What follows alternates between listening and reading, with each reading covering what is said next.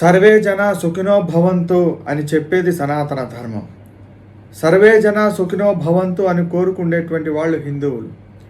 అలాంటి సనాతన ధర్మం పైన, హిందువులపైన, హిందూ సంఘాలపైన, హిందూ నాయకులపైన ఇష్టానుసారంగా అవాస్తవాలని వాస్తవం చేయాలి అని చెప్పి అసత్య ప్రచారాలు చేస్తూ తద్వారా మత విద్వేషాలు రెచ్చగొట్టి మతపరమైనటువంటి లబ్ధి పొందాలి అని, రాజకీయ లబ్ధి పొందాలి అని చెప్పి ప్రయత్నిస్తూ ఉన్నారు. ఇది మంచిది కాదు.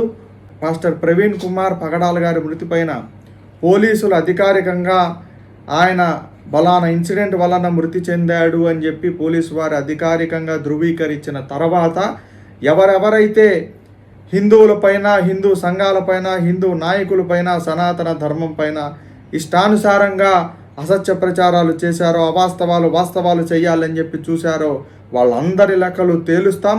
వాళ్ళందరికీ కూడా ఖచ్చితంగా సమాధానం చెప్తాం.